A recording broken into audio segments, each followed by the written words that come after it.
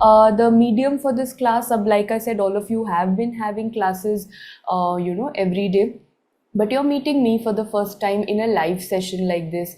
So I will take this opportunity and I will introduce myself also. My name is Dr. Preeti Sharma, and I have done my MBBS and my MD and all my studies from Safdarjung Hospital in New Delhi. And after working there for 13 years, I have thereafter moved on, and now I am working in Delhi only in a private setup. So that is a very quick brief introduction about myself, and we will talk more because अभी हमें 3 दिन class में रोज मिलना है, तो obviously we will study more, we will talk more and all of that will happen, but this was a very quick introduction about myself.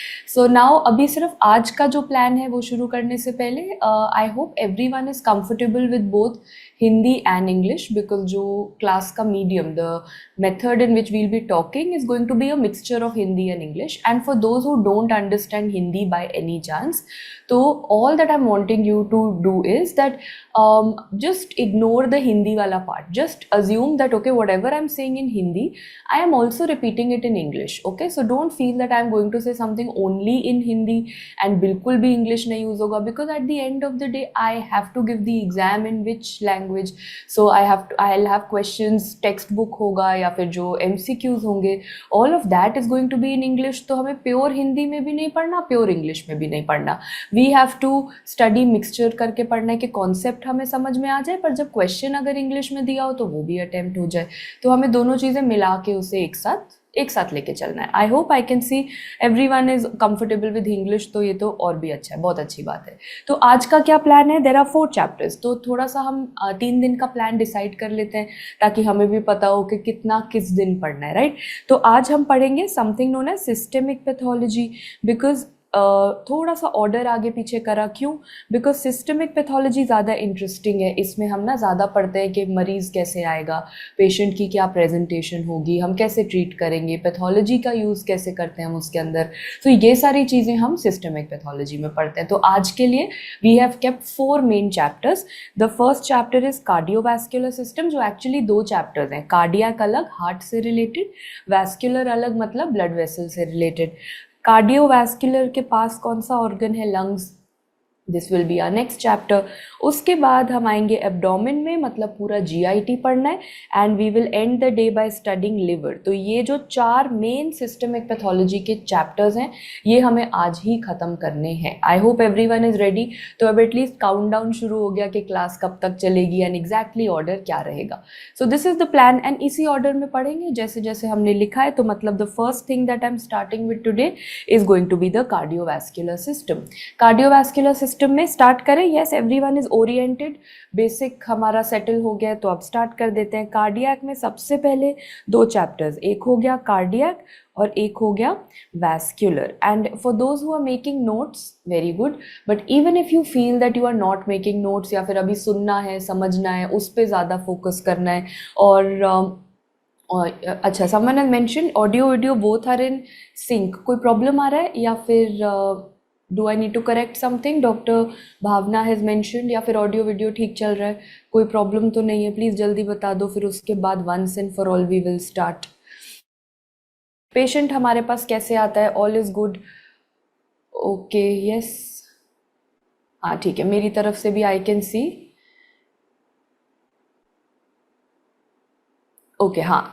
Coming back to the notes वाला point, both are fine, thank you. Okay, coming back to the notes वाला point, if you are making notes, very good. अपने हाथ से जब लिखते हो तो ज़्यादा देर तक याद रहता है.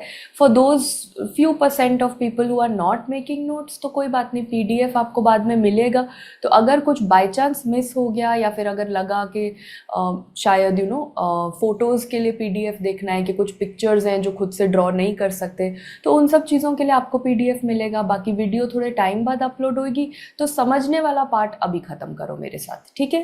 कार्डियक स्टार्ट करते हैं. चैप्टर नंबर 1 कार्डियक में सबसे पहला चैप्टर वो है दैट जो हम सबको डे टू डे लाइफ में, मतलब आप मेडिकल हेल्थ केयर प्रोफेशनल में हो या नहीं हो, उसके बावजूद आपको day to day as a non medico भी जो सबको पता होना चाहिए, दैट इज मायोकार्डियल इन्फार्क्शन, जिसे बहुत सिंपल शब्दों में क्या बोला जाता है, it is refer to as a heart attack. तो ठीक है, नोट्स भी बना रहे हो तो वेरी गुड, साथ साथ बना लो।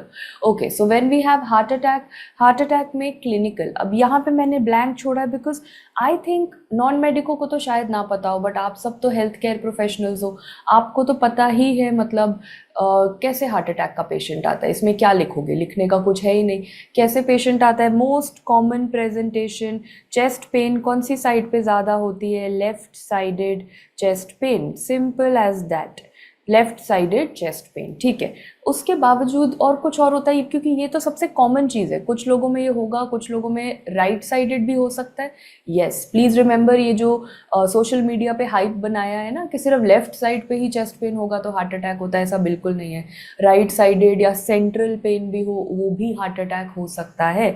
तो लेफ्ट साइडेड अगर चेस्ट पेन होगा तो वो किस तरफ फैलेगा, किस तरफ रेडिएट करेगा, it will radiate to the left से है तो ज़्यादातर कहा जाएगा it is going to go to the left arm. Very very good, तो ये तो सबको आता ही है। लाइक आई सेड ना, इसमें क्या लिखोगे, बच्चों वाली चीज़ है।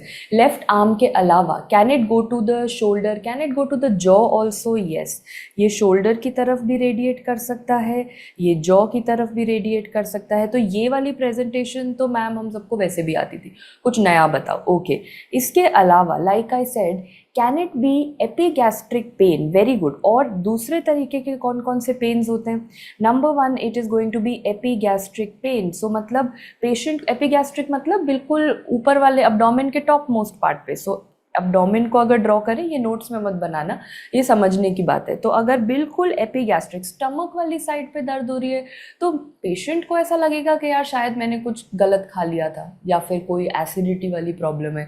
तो हो सकता है पेशेंट आपके पास आधा एक दिन तो आना भी ना चाहे, वो अपना एंटासिड खाए या फिर वो ऐसा सोचे कि केमिस्ट से कोई दवाई ले लो। तो वेरी हाई चांसेस आर के एपिगैस्ट्रिक पेन को तो पेशेंट अपना एंजाइना या एमआई समझता ही नहीं है। Very good. और क्या हो सकता है, can it also be back pain, yes, and obviously कौन से एरिया का बैक पेन, तो हार्ट जिस साइड है वहीं का बैक पेन होगा, मतलब थोरैसिक।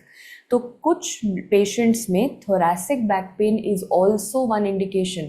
हमेशा लाइक आई सेड ना, वो left sided chest pen is not something that is always. Doctor Nandini, I have already mention that most of the class will be in Hindi English mixture. Just in case you don't understand Hindi, no worries, because whatever I'm writing will always be in English, and everything that I'm saying I'm going to repeat it 2 times, one in Hindi, one in English. So all you have to do is ignore the Hindi part and focus on the English part. Okay, so back pain, where is the back pain? Back pain is thoracic. What else? Nausea, vomiting, because nausea vomiting is our favorite thing.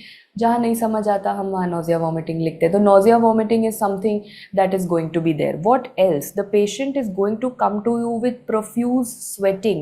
Profuse sweating guys, मतलब patient जब आपके पास hospital में आएगा उसे बहुत ज़्यादा sweating हो रहा होगा। So in clinical language sweating को क्या बोलते हैं? अब ये तो non medico भी बताता है ना हमें कि profuse sweating हो रहा है, but आप क्या बोलोगे उसे? आप बोलोगे, yes, anyone? Diaphoresis. Very good guys, excellent.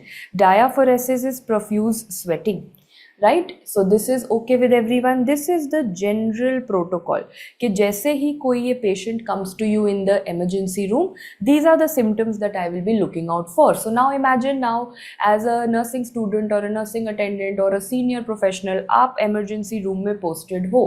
Now you tell me that patient comes like all of these features. What is your next step? What is the next thing that all of you are going to do?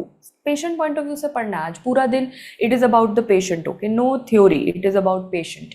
ठीक है. What trop T, someone said सीधा trop T. Very good. So there are 2 things. देखो, दोनों चीज़ें आपको साथ साथ करनी है. यू डोंट हैव टाइम के पहले ये करो एंड सेकेंड ये करो.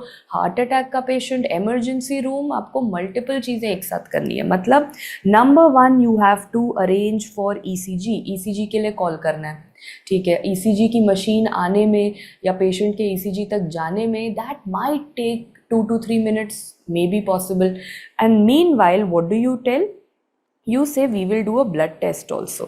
Now what are the two things and what are you trying to do? अब ECG is something that medicine में तो obviously ECG तो is very very important, all of you have to study.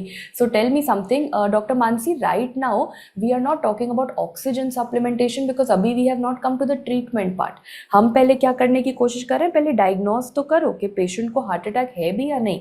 What if he had epigastric pain और वो सच में acidity था?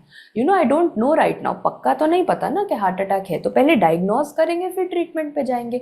हाँ, अगर patient is coming to me saying that I can not have, I can't breathe only, तो ऐसी कोई complaint है तो of course oxygen supplementation you will start.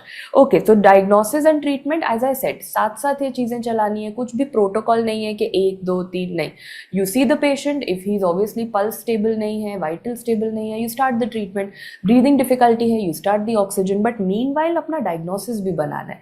तो टेल मी समथिंग, ECG में what are you going to see? The most common type of ECG finding that you see is STEMI. Guys, what is STEMI? Medicine में बहुत ज़्यादा questions आते हैं. It is ST segment elevated MI. ST segment elevated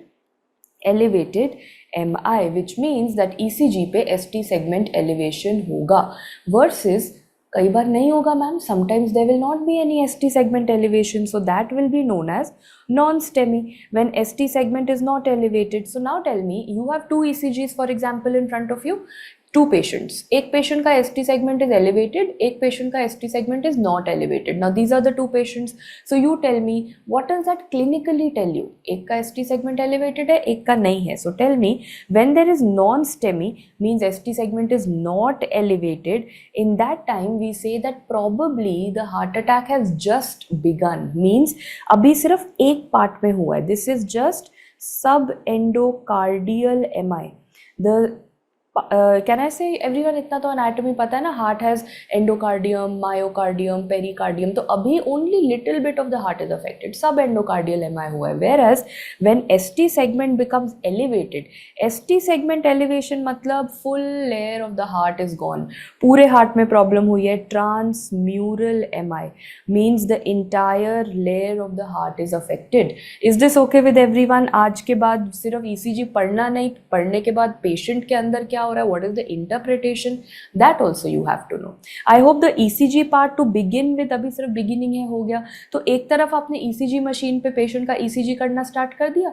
Meanwhile, what is the next thing you're supposed to do? You are going to take a blood test. Okay, why are you taking a blood test? Because you want to test the patient for cardiac enzymes. Very good. So someone had told me in the beginning कि ma'am TROP-T करते हैं. तो what is TROP-T? TROP-T is nothing but cardiac enzymes.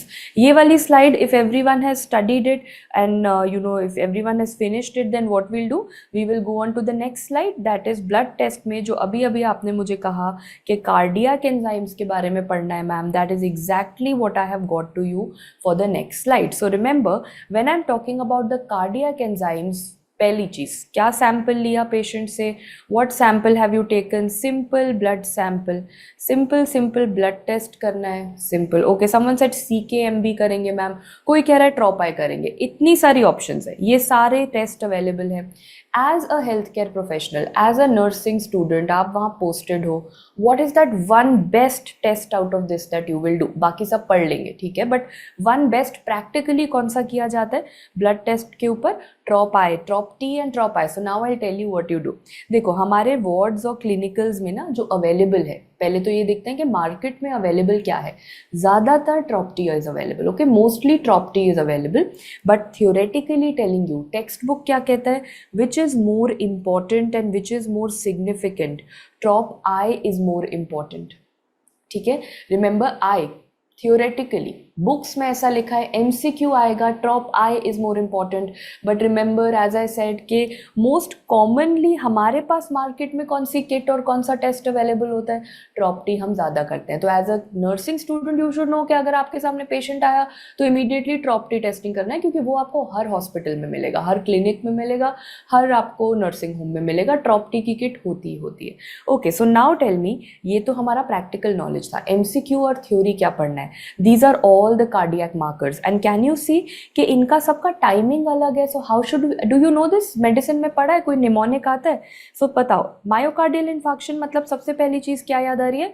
Ambulance बुलाना, right? So you are going to say my time to call the ambulance because patient को heart attack हो रहा है. My time to मतलब my time to call.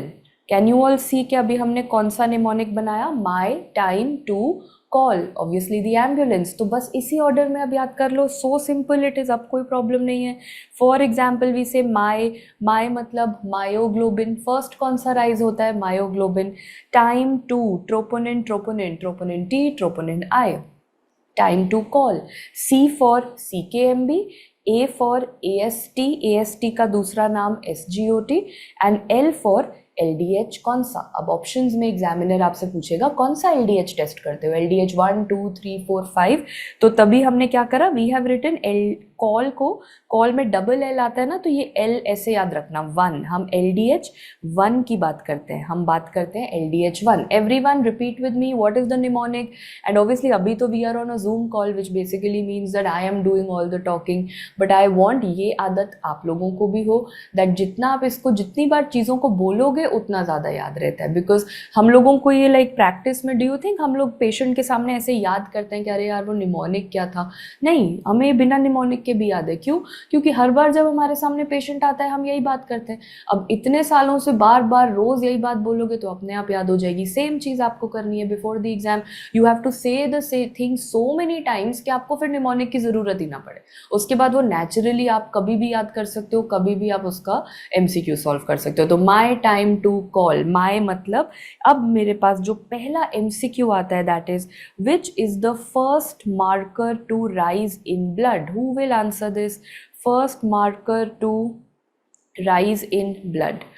Yes, rise in blood. Acha, before I start with that, I have a question from Dr. Jadhav that sorry from yes, I think chat में थोड़ा सा lag हो रहा है.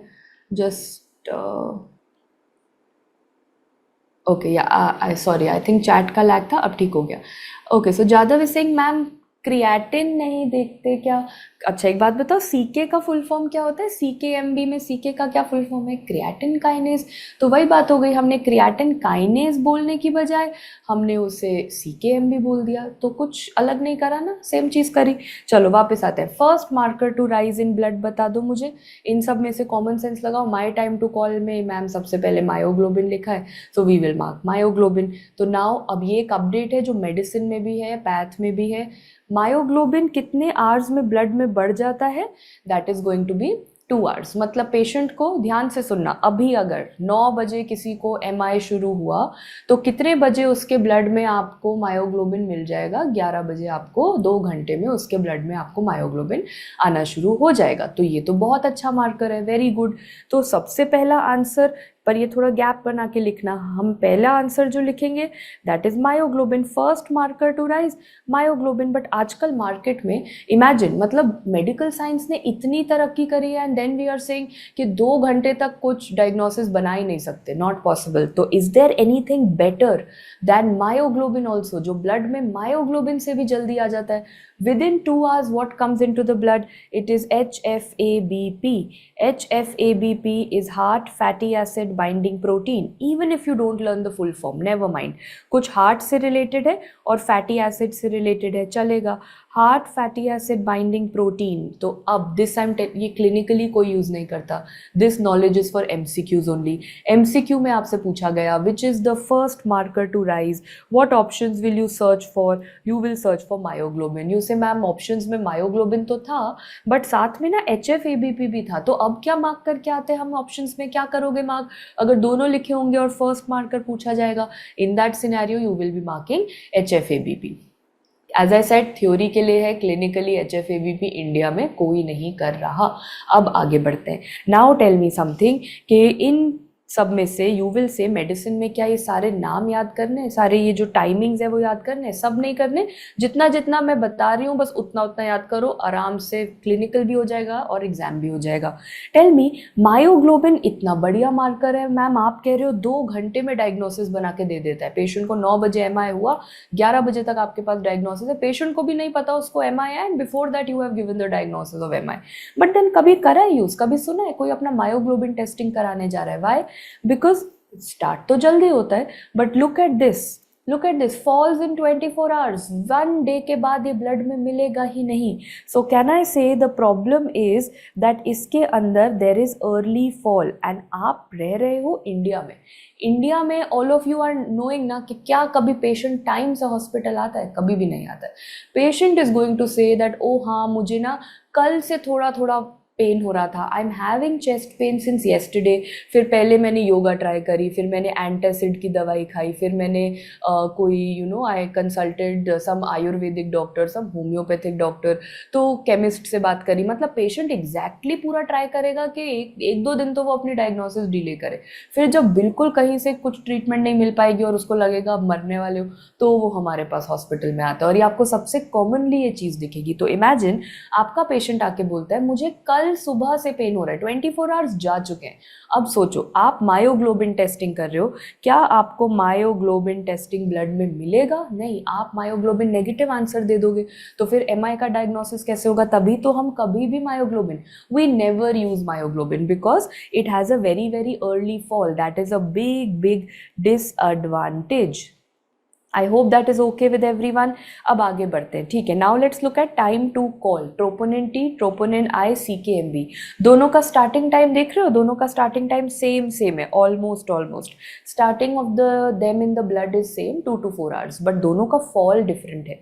Troponin कितने days के बाद fall करता है? 10 डेज। कैसे याद करोगे? T for troponin, T for 10। Easy है, इजी गाइज, वेरी सिंपल। कुछ अब इसके बाद एग्जाम तक याद रहेगा। T for troponin, T for 10। Troponin blood में कितने दिन तक रहता है? 10 डेज तक रहता है। How easy to learn, not at all difficult. आगे बढ़ते हैं। Now we talk about CKMB which many students were asking ma'am CKMB कब यूज़ करेंगे? CKMB भी यूज़ करते हो, बट CKMB और ट्रोपोनिन में से खुद ही देख के बताओ बेटर कौन सा लग रहा है। CKMB कितने दिन में फॉल कर जाता है? 48 to 72, मतलब ब्रॉडली देखा जाए तो 2 to 3 days. CKMB falls in 2 to 3 days, whereas troponin falls after how many days? 10 days. तो obviously ma'am troponin is something जो 10th day तक रहता है, तो मेरे लिए बहुत अच्छा है। It is very good, excellent. Someone asked me what is MI? Tell me ना, troponin I ज़्यादा most important, MI for most important, whereas troponin T is most common, what we do in the hospitals, but theoretically troponin I is most important. Okay, तो CKMB 2 से 3 दिन, troponin T 10 days. अब ये दोनों बचे AST and LDH, कोई एक याद कर लो। I tell you why. AST कितने दिन में स्टार्ट होता है? हाफ डे, 12 घंटे मैम, हाफ डे में स्टार्ट होता है। एंड फॉल कब होता है? 5 डेज पे। हाफ एंड 5 याद रहेगा। AST रिपीट करो, हाफ डे, फॉल कब होगा? 5 डे, हाफ 5 हाफ 5। और LDH के लिए डबल कर देना, हाफ का डबल करा कितने डेज? 1 डे। LDH कितने डेज में बढ़ता है? 1 डे। एंड 5 का डबल करा 10, फॉल कितने दिन में होता है? 10 days. So remember I said learn one and the other one is the double of it. AST दोबारा याद करो, as I said बोल के पढ़ो वरना फिर भूल जाओगे। So AST half 5 और LDH को क्या करा? 1 10 1 10 1 10। Krishna I have already told you many times, ये बहुत बार डिस्कस हो गया। मोस्ट इम्पॉर्टेंट इनमें से बेस्ट टेस्ट काफ़ी बार डिस्कस हो गया, इट इज़ ट्रोपोनिन आई। ये तो सबसे पहली चीज़ हमने डिस्कस कर ली थी। ये पूरा टेबल जानो या ना जानो, troponin I is the most important test. This we have already studied. Okay, so अब now पढ़ने का कोई फ़ायदा नहीं अगर कुछ याद नहीं हुआ। तो अभी क्या करते हैं ना, इसको यहाँ से ट्राई करो। Don't look at the screen, I am keeping the screen for those who are copying, but जो 2-3 अभी तक के क्वेश्चंस पढ़े वो एक बार एक पेज के बाद हम रिवीजन भी आज साथ साथ करेंगे। रिवीजन का बाद में तो मैम टाइम मिलता नहीं, हम क्वेश्चंस कर लेंगे बाद में। Okay, so okay, question number 1 that I want to ask you, ECG में 2 पैटर्न्स कौन से होते हैं? STEMI and non STEMI. ठीक है, बस जो अभी एक पेज पढ़ो, 2 मिनट का रिवीजन, फिर अगले पेज पे जाओ। तो स्टेमी एंड नॉन स्टेमी, ठीक है, ये ईसीजी के 2 पैटर्न्स हैं। कार्डियक मार्कर्स में क्या करते हैं? कार्डियक मार्कर्स में सुनते ही we are going to have the mnemonic, my time to call. ठीक है, question number 1, my time to call में which is the first marker to rise? My मतलब मायोग्लोबिन, बट मायोग्लोबिन से भी पहले is there any new marker that has come in the market, very famous, that is HFABP, heart fatty acid binding protein. Very good. Okay, my time to call में से सबसे commonly आपको हर nursing centre, हर hospital, हर clinic में क्या मिलेगा? कॉमनली क्या यूज करते हो? Troponin T, trop T testing. But theoretically सबसे इंपॉर्टेंट कौन सा है? Most important is trop I. Very good, ये आंसर भी हो गया। Okay, now out of all of these which is the one which is going to have early rise and early fall? सबसे पहले आएगा ब्लड में एंड फिर उतनी जल्दी चला भी जाएगा। Early rise, early fall, very good, myoglobin. Which out of these is going to stay in the blood for 10 days? सबसे इंपॉर्टेंट मार्कर जो 10 डेज तक रहता है, TT, ट्रोपोनिन 10, हमेशा याद करा, ट्रोपोनिन 10। लास्ट क्वेश्चन, LDH का कौन सा टाइप आप ब्लड में टेस्ट करते हो? Which type of LDH do you test in the blood? LDH 1 2 3 4 5, LDH 1, very good. So now someone was asking me the full form of LDH in between. LDH is something that you need to know, lactate dehydrogenase. In case you do not know, then it is going to be lactate dehydrogenase. ठीक है, यहाँ तक एक page all of you exam पास हो गया, very very good. अच्छा नहीं, bad cholesterol नहीं, मानसी, LDL की बात नहीं हो रही है यहाँ पे। बैड कोलेस्ट्रॉल तो HDL, LDL, HDL good cholesterol, LDL bad cholesterol नहीं, यहाँ पे वो LDL कोलेस्ट्रॉल की बात नहीं हो रही। यहाँ पे बात हो रही है, दोबारा ध्यान से पढ़ो, यहाँ पे बात हो रही है LDH की। LDH एक एंजाइम है ना, कई बार हम लोग सेम साउंड करते हैं, एक ही अल्फाबेट का है तो गलती तो हो ही सकती है। ये LDH है ना, ये है lactate dehydrogenase. Krishna is asking ये सारे कन्फर्मेटरी हैं? चाहूँ तो सारे कन्फर्मेटरी हैं, बट देन इतना टाइम ही नहीं है ना कि पेशेंट आया है वो वैसे ही हार्ट अटैक से कभी भी मर सकता है। आप उसके सारे टेस्ट लगाते लगाते आधा दिन निकाल दो तो फिर तो अच्छी बात नहीं है। तो आप इनको सब एक पेशेंट में नहीं करते हो, आप जो बेस्ट वाला है वो करने की कोशिश करते हो, तो आप ट्रोपोनिन करते हो। तभी तो कन्फर्मेटरी तो सारे ही हैं, कन्फर्मेटरी तो सारे हैं, बट हम एक आधा जो बेस्ट है वही कर पाएंगे, है ना। ठीक है, चलो अब इसके अंदर मतलब आपने अब गोइंग बैक, ECG भी कर लिया, कार्डियक एंजाइम्स भी कर लिए, तो डायग्नोसिस तो बन गया। डायग्नोसिस बनने के बाद obviously all of you were saying कि मैम डायग्नोसिस के साथ हमने जो भी अप्रोप्रिएट ट्रीटमेंट है वो स्टार्ट करी, like all of you were saying symptomatic treatment start करी। बट जब आप पैथोलॉजी पढ़ रहे हो ना, तो आपको एक स्टेप आगे जाना है, and that is what is NV। Neha, NV nausea vomiting, ये तो फार्मा में मतलब हर जगह कॉपी पेस्ट करते आते हो ना, नोजिया वॉमिटिंग, जो कुछ समझ नहीं आती तो नोजिया वॉमिटिंग साइड इफेक्ट, तो सेम वे नोजिया वॉमिटिंग यहाँ पे भी है। ठीक है, जब भी NV लिखो नोजिया वॉमिटिंग। अब आगे बढ़ते हैं।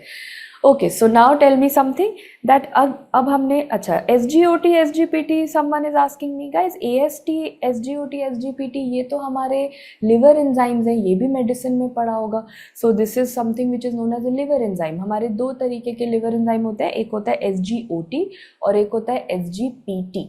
ठीक है, सो रिमेंबर ये जो चीज़ें हैं ये आपके लिवर एंजाइम्स में आती है।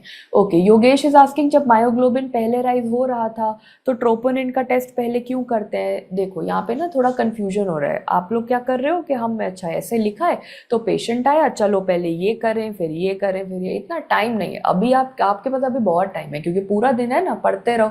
बट देन अभी जब पेशेंट सामने होगा और वो कभी भी किसी भी सेकेंड मर सकता है, तो तब इतना टाइम नहीं है कि चलो पहले ये टेस्ट करें फिर ये टेस्ट करें फिर ये वाले की वेट करें रिपोर्ट की फिर ये वाले की तो 9 बजे पेशेंट आया, शाम के 6 बजे तक आपकी टेस्टिंग ही चलती रही है, कब तो उसकी डायग्नोसिस बनेगी, कब तो उसका ट्रीटमेंट होगा। So what you have to do is आपको 2 से 4 मिनट में डायग्नोसिस बनाना है, 5 मिनट के अंदर ट्रीटमेंट करके। तो मायोग्लोबिन टेस्ट करके मिलेगा क्या, उस आपको क्या पता कि उसका हार्ट अटैक कितने दिन कितने घंटों से चल रहा है।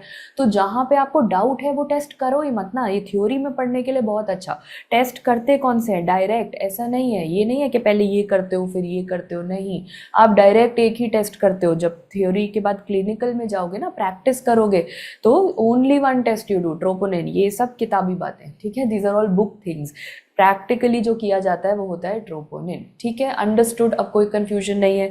पैथोलॉजी में यहाँ से एक स्टेप आगे हमें बढ़ना पड़ेगा, हमें ना अनफॉर्चुनेटली, जैसे अभी कह रहे थे ना कि इतने सारे टेस्ट करते करते अनफॉर्चुनेटली अगर पेशेंट ही डेड हो गया, पेशेंट की ही डेथ हो गई, तो पैथोलॉजी में one more thing is going to be done, that is autopsy. Autopsy I think everyone knows. तो पहले तो ये चीज़ बताओ दैट अटॉप्सी इज समथिंग जो कौन कौन लोग कर सकते हैं, वो कौन कौन से डॉक्टर्स होते हैं या प्रोफेशनल्स होते हैं जिन्हें अलाउड होता है, लीगली अलाउड होता है कि आप अटॉप्सी कर लो। Anyone? Yes, examination, dead body का एग्जामिनेशन, वेरी गुड। सो ये लिखने वाली बात नहीं, ये कुछ चीज़ें नॉलेज के लिए होती है और कुछ चीज़ें एग्जाम के लिए, ये चीज़ आपके नॉलेज के लिए, एग्जामिनर नहीं पूछेगा। तो ज़्यादातर आपने ये सुना होगा फोरेंसिक एक्सपर्ट, ये CID तो सभी ने देखा होगा ना, तो फोरेंसिक एक्सपर्ट जो होते हैं वो अटॉप्सी करते हैं। ये सुना है, ये पढ़ा है, सबने पढ़ा है, वेरी गुड। पर जो चीज़ ज़्यादातर लोगों को नहीं पता, सिर्फ इंडिया में ऐसा है कि ज़्यादातर अटॉप्सीज फोरेंसिक डिपार्टमेंट में होती है, इंडिया में भी। और कौन अगर फोरेंसिक डॉक्टर नहीं है, आप ड्यूटी पे हो, फोरेंसिक डॉक्टर अभी रात को 2 बजे अवेलेबल नहीं है और रात को 2 बजे अटॉप्सी होनी है, तो और वो कौन सा डॉक्टर है जिसको आप बुला सकते हो अटॉप्सी करने के लिए? That is a pathologist. In fact India में फोरेंसिक और पैथोलॉजिस्ट 2 लोग हैं जो अटॉप्सी कर सकते हैं, पर ज़्यादातर CID देखते देखते ज़्यादातर फोरेंसिक डिपार्टमेंट वाले लोग ही अटॉप्सी कर रहे हैं। बट फॉरेन कंट्रीज़ में अगर आप देखोगे तो ज़्यादातर अटॉप्सीज पैथोलॉजिस्ट ही परफॉर्म करते हैं। तो दोनों डॉक्टर्स को लीगली अलाउड है अटॉप्सी परफॉर्म करना। तभी अटॉप्सी के बारे में एक तो आप फोरेंसिक में तो पढ़ते ही हो, पैथोलॉजी में भी पढ़ते हो। So now let's assume this patient did not survive, patient की डेथ हो गई और अब पेशेंट के जो हार्ट को है उसे अटॉप्सी के लिए भेजा गया। तो वहाँ पे पैथोलॉजिस्ट को क्या क्या देखने को मिलेगा? एंड थोड़ा सा तो क्वेश्चंस भी लीक हो ही सकते हैं ना, मतलब हो सकता है आज कोई क्वेश्चन हो जो टेस्ट में इस वाली स्लाइड के ऊपर से आए। सो व्हेन आई से अटॉप्सी फाइंडिंग्स, अटॉप्सी फाइंडिंग में 3 चीज़ें, पैथोलॉजिस्ट के पास क्या क्या तरीके हैं एक हार्ट को देखने के लिए। सबसे पहले तो ग्रॉस, इन तीनों चीज़ों का मतलब समझ लो फिर लिखना। ग्रॉस मतलब कोई माइक्रोस्कोप नहीं है आपके पास, रात के 2 बजे कहाँ से माइक्रोस्कोप लेके आए मैम, बस मैं हूँ, मेरी आंखें हैं, जो देखना है ऐसे ही देखना है। तो for example let us assume कि ये जो है this mic that you have over here, ये जो माइक है, this mic is a heart मान लेते हैं, ठीक है, ये एक हार्ट है। अब आपको इस हार्ट को बस ऐसे देखना है, खुद की आंखों से देखना है और बताना है कि क्या इसमें MI हुआ या नहीं हुआ। तो अब बताओ कि मैम सिर्फ आंखों से देखना है, कोई माइक्रोस्कोप नहीं है, कुछ नहीं है। तो नेकेड आई एग्जामिनेशन को क्या बोला जाता है? नेकेड आई एग्जामिनेशन को बोला जाता है gross. So what is naked eye examination known as? It is known as gross examination. Okay Rajita, yes, I've read that. It is English, Hindi both. I will make sure of it. Okay, so what is naked eye examination known as? It is known as gross. Okay, after that microscopes are what? There are 2 microscopes in pathology. एक है light, one is light microscope, एक है electron microscope. So 2 type के microscopes, light microscope and electron microscope. So usually have everyone, yes or no, microscope देखा है कभी in general? चाहे I know समझ नहीं आता because at under grade level और स्टार्टिंग ऑफ द करियर में माइक्रोस्कोप जैसी चीज़ें किसी को भी समझ नहीं आती, तो that is fine. But tell me, सबने देखा है वो लाइट माइक्रोस्कोप जो यूजुअली आपने कहीं हॉस्पिटल में या कहीं देखा है, तो वो यूजुअली कौन सा वाला माइक्रोस्कोप होता है? That has a light in it, छोटा सा, it has a small bulb at the bottom, तो it is light microscope, that everyone has seen. But I am assuming electron microscope शायद किसी ने नहीं देखा बिकॉज वो बहुत लिमिटेड सेंटर्स पे हैं। And then obviously all of you know, हाँ exactly, very good, Arvind Singh, हाँ मैम, उसमें हम 1 ड्रॉप ब्लड भी डाल के, तो वही वाला microscope, same microscope, light microscope, बिल्कुल सबने देखा है। बट एक और एडवांस्ड माइक्रोस्कोप होता है जो हार्डली कभी कहीं देखने को मिलता है, very limited centres, electron microscope. तो पैथोलॉजिस्ट हैज 3 थिंग्स, एक हो गया अपनी आंखों से seeing with your eyes, naked eye examination, one is light microscope, one is electron microscope. इसमें से सबसे एडवांस्ड चीज ग्रॉस को क्या बोलते हैं? That is what I am telling you rakhi, gross means naked eye. Gross is nothing but naked eye. That means you don't have a microscope. You are seeing it with your eyes. That is gross examination. Everyone has understood that 3 microscopes में से सबसे advanced क्या लग रहा है? मतलब the thing that will help you look through and through. The thing that will help you look आर पार, सब कुछ दिख जाएगा ma'am. Obviously the most advanced, most expensive, electron microscope. Now once you understood the basic meanings of this, अब हम आगे पढ़ते हैं। Let's assume, getting back, patient था, पेशेंट की डायग्नोसिस बनाई, अनफॉर्चुनेटली अनफॉर्चुनेटली पेशेंट की ट्रीटमेंट नहीं हो पाई, इस वजह से patient has died. Patient has died, autopsy is happening. Which is the first electron microscopic change? Electron microscopic change will be seen within how many minutes? Within 30 minutes. 30 minutes of what is what I want to ask you. Patient की death हुई है. ये बहुत interesting question है because यहाँ पे most students are going to make a mistake. Very interesting question. Autopsy में patient की डेथ हो चुकी है obviously. When I say within 30 minutes आपको you will start seeing changes on electron microscopy. Can you tell me 30 minutes of what am I counting? From where to where are 30 minutes being counted? You have two options. 30 minutes from the starting of the heart attack or 30 minutes of the death time. Like patient को 9 o'clock heart attack हुआ तो आप 9 o'clock से start कर रहे हो, या patient की जब 9:30 डेथ हो गई तो आप 9:30 से you are counting. Okay, some of you said death. अब now tell me, if a person has died, like unfortunately 9:30 patient did not survive, patient died at 9:30. Death के बाद बॉडी में जो चेंजेस होंगे, क्या वो हार्ट के अंदर ये वाले चेंजेस होंगे दैट वी विल स्टडी, और the heart will have changes which are to do with after death, जैसे राइगर मोर्टिस होता है, body becomes very very stiff, वो वाले चेंजेस होंगे. तो अभी हम यहाँ पे डेथ की टाइमिंग की बात नहीं कर रहे. We are talking about, please write it, timing from starting of heart attack. Timing from starting of heart attack. So heart attack के लिए हम ये ड्रॉ करेंगे, ठीक है, heart break. So please remember, like I will repeat this once again. 9 o'clock patient had a heart attack. I am saying within 30 minutes, मतलब patient has died before 9:30. आप वो 9 to 9:30 के बीच में अगर पेशेंट का डेथ हुआ है, what are you going to see? So over here you see something known as mitochondrial swelling. Okay, that is known as mitochondrial swelling. Is this okay with everyone? 9 to 9:30 वाला time देख रहे हो. Patient की death कब हुई ma'am? रफली 9:30 से पहले within 30 minutes. So this is not the timing after death, this is the timing between heart attack and death. उसके बीच का, जब पेशेंट वॉज अलाइव, उस टाइम पे हार्ट में क्या क्या हुआ, what changes do you see in the heart? Mitochondrial swelling, that is the first electron microscopic change. Okay, next, what is the first light microscopic change? वो कब दिखता है? Between 30 minutes and 4 hours. I am repeating once again, 30 minutes and 4 hours of what? Patient has heart attack at 9 o'clock. तो मतलब patient की death कब हुई है मैम? 9 to 9:30 में तो नहीं हुई, बिकॉज यू आर सेइंग अब 30 मिनट्स के बाद की बात. You are talking about after 30 minutes. So remember, someone says what if the time between attack and death is more than 30 minutes? Mansi वही बात कर रहे हैं. अभी 30 मिनट्स के अंदर की बात करी ना, अब बस 5 मिनट वेट करो बिकॉज 30 मिनट्स के बाद की बात कर रहे हैं.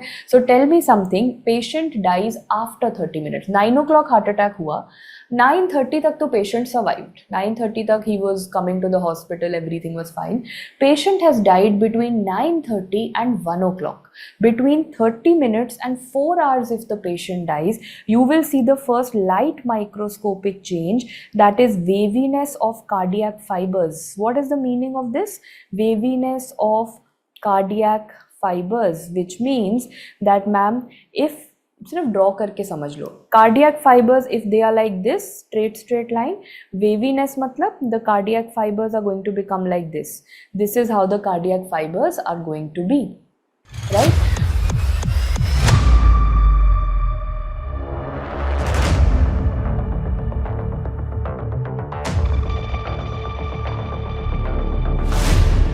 Okay, Somi is saying, ma'am, in heart attack the pain will not survive by any intervention.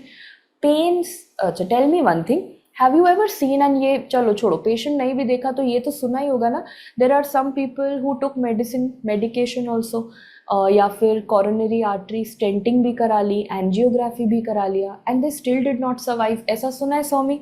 Yes, सबने सुना है. ट्रीटमेंट भी लिया, ऑक्सीजन भी लग गया था, हॉस्पिटल भी चले गए थे, they had gone, they were admitted in the ICU, and ICU में जाके डेथ हो गया. तो जस्ट बिकॉज आपने पेशेंट को एक दवाई दे दी, उसके अंदर ये नहीं है ना कि पेशेंट तो पक्का सर्वाइव करेगा.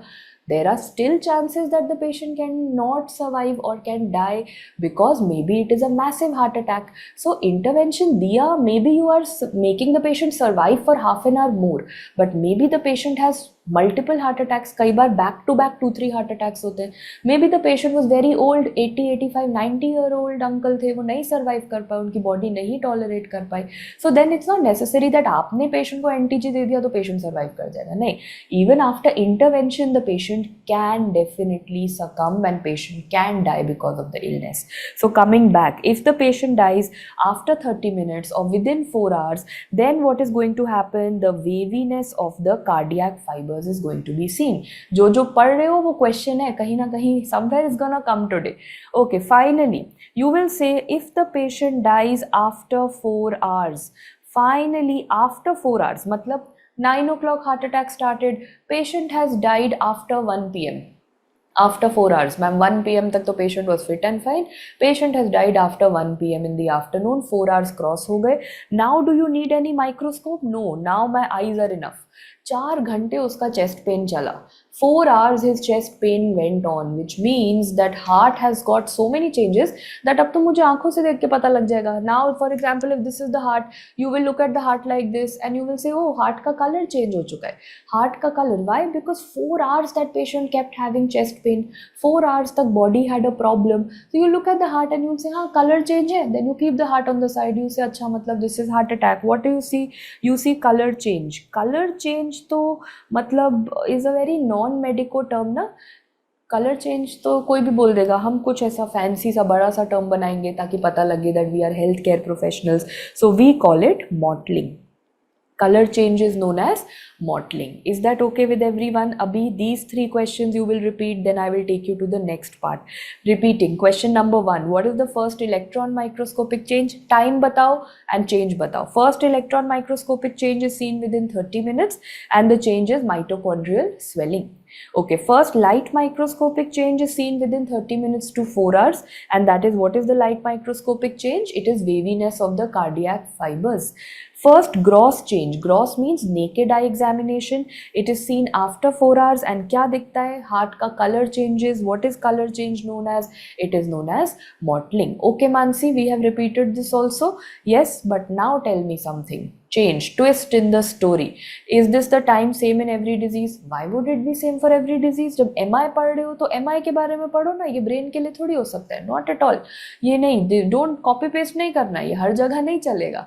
1 page will not fit in every chapter, not possible. तो when you're reading for heart, then you stick to heart only. ठीक है?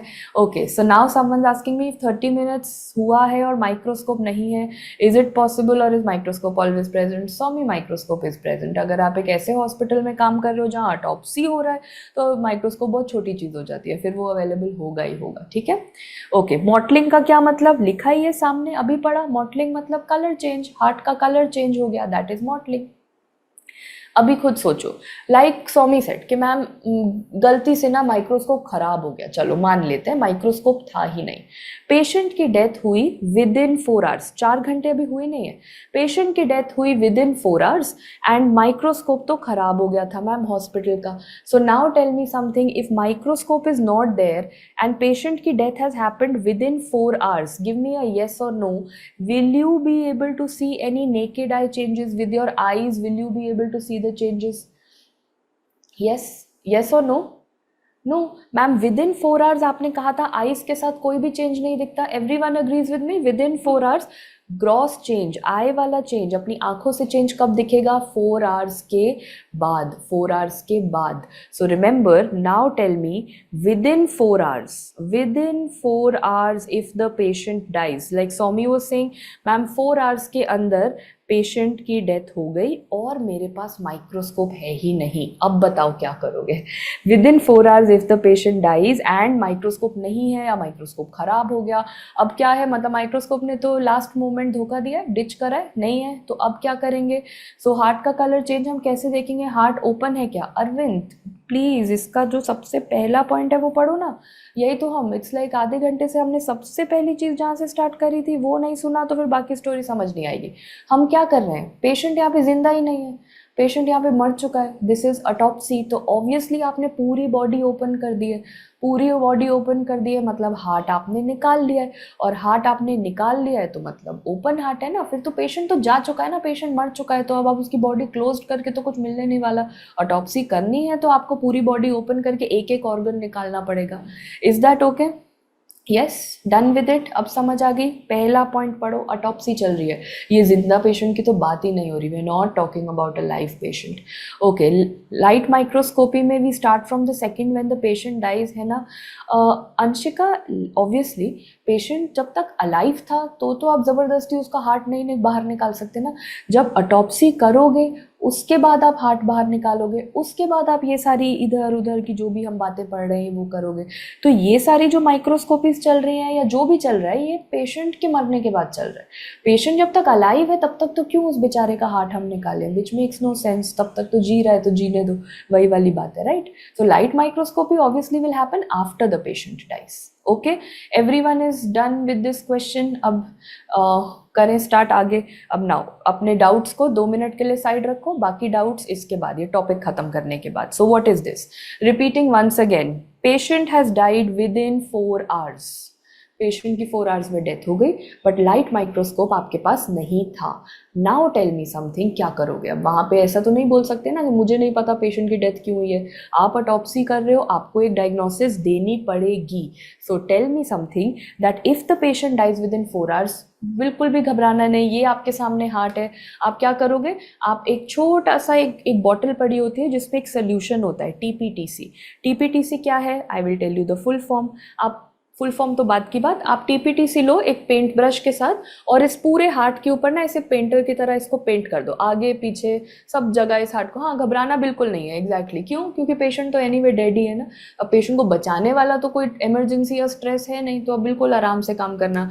ठीक है, माइक्रोस्कोप नहीं चल रहा, नेवर माइंड। सबसे पहले आपके पास ये हार्ट पड़ा है, आप एक पेंट ब्रश से पूरे हार्ट के ऊपर क्या करो? You are gonna paint it with TPTC. What is TPTC? मतलब टीपीटीसी एक पेंट है मैम, एक डाई है, और इस टीपीटीसी का क्या नाम है? Triphenyl tetrazolium chloride. Triphenyl tetrazolium chloride. दोबारा से पढ़ लो, TPTC, that is what we do, TPTC, triphenyl tetrazolium chloride. क्यों हम इसे बार बार टीपीटीसी क्यों बोल रहे हैं? टीपीटीसी कितने अल्फ़ाबेट? 1 2 3 4, टीपीटीसी। तो 4 अल्फ़ाबेट्स मतलब कितने आवर्स में ये यूज़ किया जा सकता है?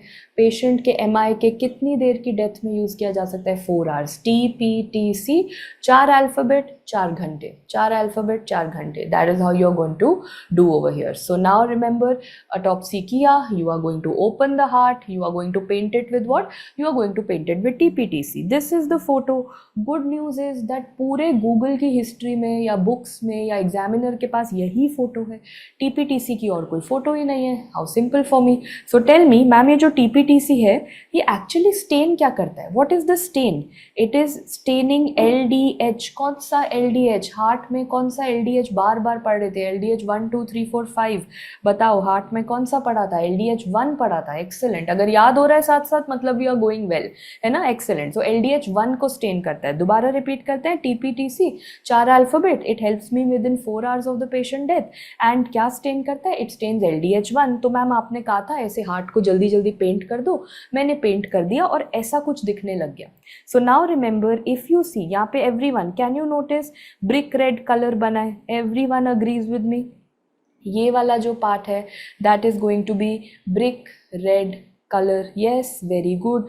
ब्रिक रेड कलर मतलब हम खुश हैं क्योंकि ये वाला जो हार्ट है ये तो नॉर्मल है। आपने ऐसे पेंट ब्रश से पेंट लगाया हार्ट के ऊपर एंड ब्रिक रेड कलर आया, तो आपने कहा चलो इस हार्ट में तो कुछ नहीं हुआ था।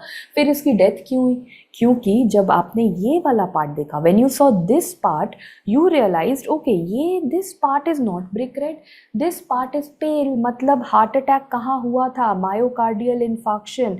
Where did the heart attack happen? In this part. So remember once again, you take the heart, painter की तरह उस पर टीपीटीसी का पेंट लगाया, जहाँ पे you see this brick red colour मतलब वो बिल्कुल नॉर्मल है, जहाँ पे आपको ये एरिया दिखा वाइटिश क्रीम ऑफ वाइट ऐसा कलर का एरिया दिखा मतलब यहाँ पे हुआ था हार्ट अटैक। अब आप ऑटोप्सी रिपोर्ट में पेशेंट के रिलेटिव्स को बता सकते हो, you can tell the relatives that listen this is what I saw, patient has died. Autopsy कर क्यों रहे थे ना, क्योंकि आप बता सको कि पेशेंट की डेथ हुई क्यों थी, यही एक रीज़न है ऑटोप्सी करने का, क्यों पेशेंट की डेथ हुई।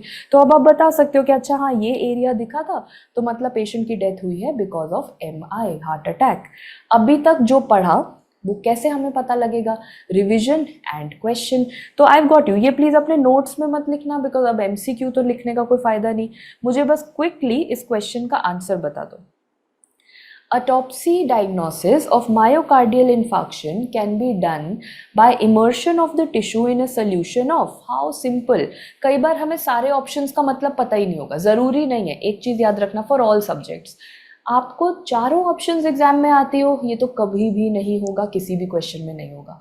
There will always be one और टू, जैसे यूल से मैम मैंने तो कभी और सीन का तो नाम ही नहीं सुना था, कोई बात नहीं, जानना भी नहीं और सीन क्या होता है, बट आपने जो पढ़ा है वो ढूंढो ना। अभी पढ़ा था ऑटोप्सी के लिए TPTC, triphenyl tetrazolium chloride, so A is the answer, very good, excellent. Okay, screen is visible please for those who can not view the screen, please you can refresh. Okay, coming to the next question, let's see if you can answer this. What is the earliest light microscopic change that you notice? Very good, ये भी आता है सबको। Waviness of the cardiac fibers, amazing। तो ये दो questions तो मैंने करा दिए, but कुछ तो आज अभी post the lecture all of you have test also ना, तो all of you will remember me when I will tell you one more question. अब ये क्वेश्चंस लिखना मत, ये PDF में मिल जाएंगे, तो अपने नोट्स को ऐसा बल्कि मत बनाओ। So now tell me something that let me ask you, अभी समवन वाज आस्किंग ना मैम ये जो आपने पढ़ाया क्या ये हर जगह कॉपी पेस्ट कर सकते हैं, यही चीज़ ब्रेन में भी कर दे, यही चीज़ हम लिवर में भी कर दे, तो नाउ अभी तक तो नहीं कर सकते थे, but now I will tell you one trick on the basis of which you can copy paste it everywhere.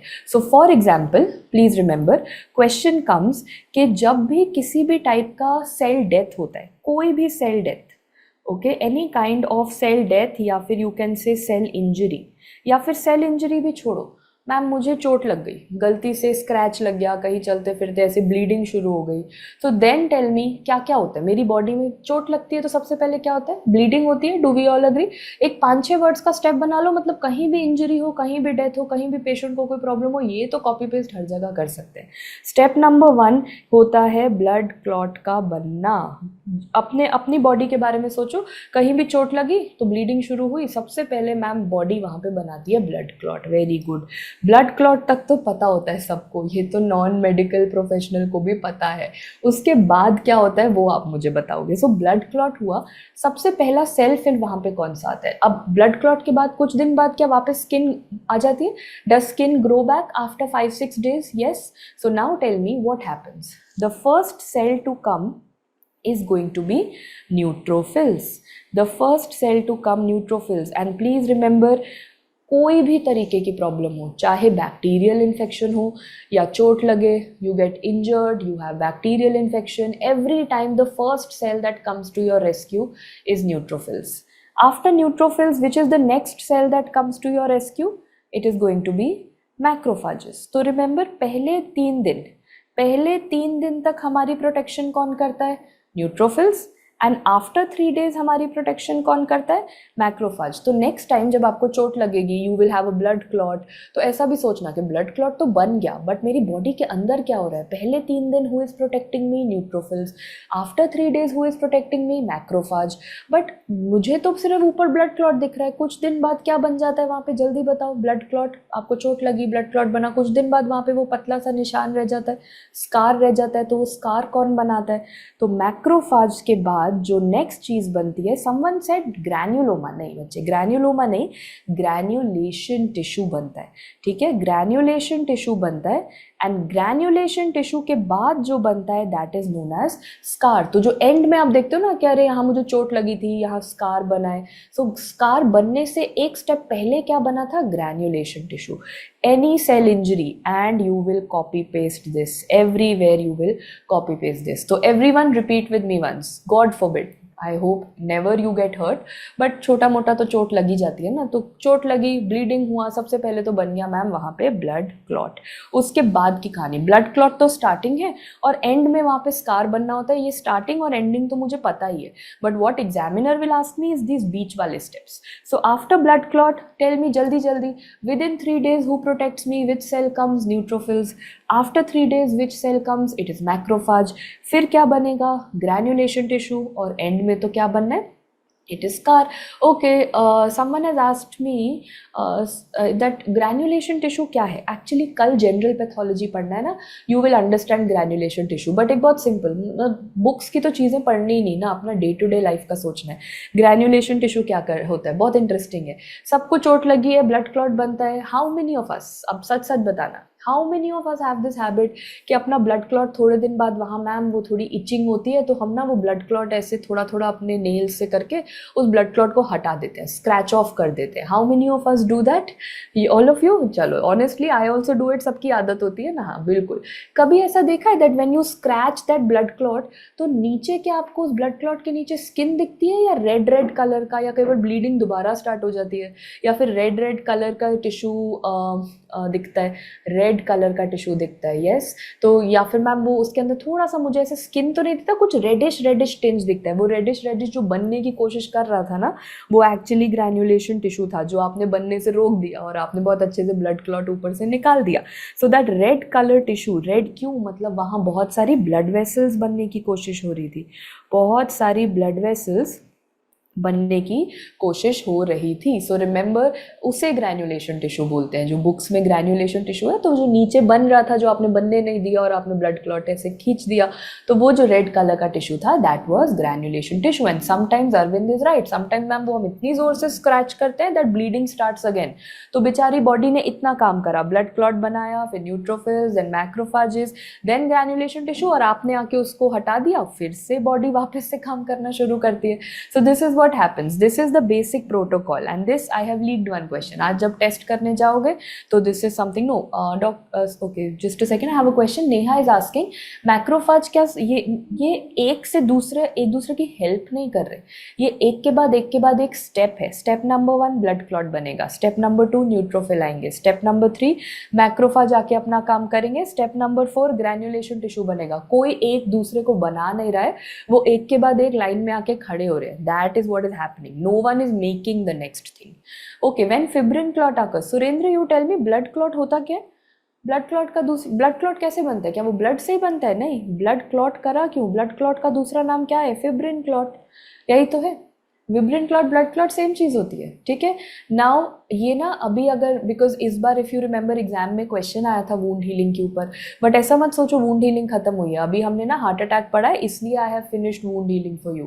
खत्म नहीं हुई है, because we are going to study this tomorrow. कल जब हम जनरल पैथ पढ़ेंगे तब हमें बहुत डिटेल में ये पढ़ना है। अभी हमने सिर्फ इसका बेसिक अंडरस्टैंड करा है। Is that okay with everyone? चलो, now we will start once again. Autopsy is compulsory in attack. Deepmala is asking, या फिर अटैक के बिल्कुल बाद। देखो, अटॉप्सी कराना है या नहीं कराना है, आप ज़बरदस्ती तो ना पेशेंट के लाइफ टाइम में कुछ कर सकते हो, ना उसके मरने के बाद कर सकते हो। अगर उसके घर वाले अटॉप्सी कराना चाहते हैं, उनकी कंसेंट आपको मिलती है तो आप करोगे। अगर घर वाले बोले हमें ऑटोप्सी करानी ही नहीं है, हमें पता है पेशेंट की डेथ क्यों है। कुछ लोगों को, अच्छा किसने मुझसे वो क्वेश्चन पूछा था अभी आधा घंटा 1 घंटा पहले कि मैम साइलेंट एमआई के बारे में बता दो। क्या आपने कुछ लोगों की हिस्ट्री ऐसी देखी है दैट वो सोते सोते उनकी डेथ हो गई, या फिर उनको स्लीप में ही एमआई हुआ, किसी को पता ही नहीं लगा घर में, सुबह 6 बजे देखा that the patient was not responding, है ना। तो इमेजिन, तो घर वालों को तो एंजाइटी होगा ना कि यार ऐसा क्या हुआ पिछले 6 घंटे में कि this person went to sleep, person was fit and fine, but सुबह वो उठे ही नहीं। तो कुछ तो हुआ रात को 6 घंटे के बीच में कि सुबह डिड द पेशेंट, तो देन द पेशेंट के रिलेटिव्स विल से आप इनकी ऑटोप्सी करो, आप हमें बताओ कि इनकी क्या डेथ हुई, क्या कोई फाउल प्ले तो नहीं है, क्या कोई पॉइजनिंग का केस तो नहीं था, क्या किसी ने maybe it was a murder. There are so many legal aspects that patient के रिलेटिव्स को हो सकता है बहुत सारे डाउट्स हो। तो ऑटोप्सी आप जबरदस्ती तो किसी की नहीं करने वाले, ऑटोप्सी की ज़रूरत होगी तो करोगे। हर हार्ट अटैक के, अगर पेशेंट आपके सामने खुद आया था, 2 दिन से उसे हार्ट अटैक हो रहा था और फिर उसकी डेथ हुई है, तो क्या ज़रूरत है, फिर तो आपको पता ही है ना उसे हार्ट अटैक चल रहा था, ठीक है। चलो, now we come to, this is also settled. The next topic that you have to start with, which I'm sure all of you have got, is what? Rheumatic heart disease. MI के बारे में हो गया. Next, when we have seen mitochondrial swelling, is that death happen or not? Manisha, mitochondrial swelling देखा कब था? Autopsy पे ना. तो फिर डेथ हैपेंड और नॉट का क्या मतलब हुआ? ऑटोप्सी का तो ये सब चीज़ें, I just repeated once again, ये जो भी देखा ना आपने, ये सब डेथ के बाद ही देख सकते हो. उससे पहले देख ही कब सकते हो? क्योंकि डेथ हुई ही नहीं तो ऑटोप्सी करोगे ही क्यों? अगेन एंड अगेन एंड, बहुत बेसिक सी चीज़ है जो आप लोग कई बार इतना बुक्स में घुस जाते हो ना कि कॉमन सेंस कहीं हमारी रह जाती है. सबके साथ होता है. ऑटोप्सी कर रहे हो तो ऑब्वियसली पेशेंट तो मर चुका है. लिविंग पर्सन में, हम सब में ज़बरदस्ती की ऑटोप्सी नहीं हो सकती, right? Okay, so obviously we are doing autopsy because the patient has died. तो ये 1 2 3 4 5 जो भी पढ़ा, ये सब डेड पेशेंट में ही पढ़ रहे हो. पेशेंट जा चुका है, patient has not survive, patient is dead, तभी तो ऑटोप्सी करा. In MLC cases Raviraj, of course it is compulsory. Legal case बन चुका है तो फिर ऑब्वियसली तब तो अलग बात होगी ना. तभी आई सेड कि अगर किसी के रिलेटिव्स को डाउट हो रहा है कि पेशेंट की कोई अलग तरीके से डेथ हुई है, शायद किसी ने मर्डर करा है, या वो सारी चीज़ें तो आपको तो करनी है. फिर ऑटोप्सी सिर्फ हार्ट की नहीं, फिर तो आपको ब्रेन से लेके पैर तक पूरी बॉडी की ऑटोप्सी करनी है, हर एक ऑर्गन देखना है. चलो, ऑटोप्सी आज का टॉपिक नहीं है, तो ऑटोप्सी जब आएगा तब हम पढ़ेंगे. अभी जो अभी का टॉपिक है, अभी हम उस पर करते हैं. Rajita, treatment of MI. Again some things of course will be for medicine because you have studied. अभी 2 चीज़ें मेडिसिन में भी पढ़ोगे एमआई से रिलेटेड. ट्रीटमेंट तो मेडिसिन में जब जाओगे तो ये वाली चीज़ें नहीं पढ़ोगे. अब ये सब वो मान के चलेंगे कि आप पढ़ चुके हो. आपको वहाँ पे 2 चीज़ें पढ़नी होगी, पूरा ट्रीटमेंट प्रोटोकॉल और ईसीजी. ईसीजी तो मेडिसिन में पूछा ही जाएगा, वो सिर्फ एमआई के लिए नहीं, दुनिया में सबके लिए पूछा जाएगा. तो ईसीजी और ट्रीटमेंट, बट बेसिक ट्रीटमेंट हम ऑक्सीजन जो देते हैं, उसके बाद जो हम वेजोडाइलेटर्स देते हैं, हम स्टेंटिंग, अब डिपेंड करता है किसका कितना परसेंटेज ब्लॉक हुआ है, तो उसके अकॉर्डिंगली आप पेशेंट के अंदर डिसाइड करते हो. You decide accordingly Rajita whether you want to give drugs or you want to do stenting. But basic oxygen supplementation तो you will give to all patients because of course it is going to lead to basic vital stabilization you have to do for every patient. Okay, right. So now what is the next topic after this that you have to do? You have to go in for rheumatic heart disease. How many of you have seen questions of rheumatic heart disease? पक्का देखा होगा. Medicine का भी ये topic है, it is very very important. पहले मुझे ये क्वेश्चन का आंसर बताओ. रूमेटिक हार्ट डिजीज़ का organism, who causes rheumatic heart disease? Because heart disease तो ठीक है, चलो एमआई खत्म, रूमेटिक हार्ट डिजीज से स्टार्ट करते हैं. Someone said streptococcus. सिर्फ स्ट्रेप्टोकोकस से काम नहीं चलेगा. स्टैफ ऑरियस नहीं, स्टैफ ऑरियस भी नहीं. Very good, finally I have got an answer. Deepa is saying गैब्स कराता है. बिल्कुल, ये पूरा वो फुल फॉर्म था जो हम ढूंढ रहे थे. गैब्स का क्या मतलब है? गैब्स का मतलब है इट इज़ GA मतलब ग्रुप A, BH मतलब बीटा हीमोलिटिक स्ट्रेप्टोकोकस. तो स्ट्रेप्टोकोकस तो ठीक था, बट एग्जामिनर आपसे एग्जैक्टली कौन से टाइप का स्ट्रेप्टोकोकस है वो पूछता है. So repeating once again, group A beta haemolytic streptococcus GABHS. और अगर बाय चांस इसके अलावा एग्जाम में लिखा हो स्ट्रेप्टोकोकस पायोजीन्स, तो वो सेम चीज़ होती है, वो कुछ अलग नहीं है. क्वेश्चन 1 जल्दी से रिपीट कर दो. ऑर्गेनिज्म कौन सा है which causes rheumatic heart disease? It is GABHS, that is group A beta haemolytic streptococcus. Very very good. तो अब इसके अंदर ये जो रूमेटिक हार्ट डिजीज़ कराता है, इसके लिए देर आर, पहले हम सिर्फ इस पे फोकस करते हैं कि अच्छा मैम रूमेटिक हार्ट डिजीज़ मतलब हार्ट की इन्वॉल्वमेंट. बट सच्ची बताओ, मेडिसिन में अगर ये पढ़ा है तो ये आंसर आता है. क्या रूमेटिक हार्ट डिजीज़ में is only the heart affected और other organs are also affected? Is it only heart disorder और is it a multi organ disorder? Multi organ disorder होता है. तो पहले हम सारा हार्ट वाली चीज़ें पढ़ लेते हैं, then we will go to other organs. तो चलो लेट अस स्टार्ट. सबसे पहले हार्ट की बात करते हैं. Which is the most common valve affected in the body, which in the heart, which common valve is affected? It is going to be mitral valve. तो ma'am most common का answer तो they have been asking me since decades. अब कुछ तो हर exam में कुछ तो अलग कुछ डिफरेंट पूछेंगे. विच is the least common valve affected? It is the pulmonary valve. Repeating everyone, जल्दी से 3 क्वेश्चंस अभी तक पढ़े, तीनों का आंसर जो पढ़ना है आज ही पढ़ना है, यहीं पे रटना है, यहीं पे खत्म. इसके बाद ना नोट्स देखने हैं, सिर्फ क्वेश्चन सॉल्व करने हैं. 3 क्वेश्चंस. ऑर्गेनिज्म का नाम बताओ. Rheumatic heart disease, GABHS. Question 2, most common valve. Very good, mitral valve. Third, least common valve. Pulmonary valve. चलो खत्म हो गया। अब आगे पढ़ते हैं कि क्या हो रहा है, what is happening. Let's assume acute rheumatic heart disease. Acute rheumatic heart disease मतलब अभी अभी स्टार्ट हुआ, and chronic rheumatic heart disease मतलब it has taken many many years. Acute and chronic का मतलब पता है।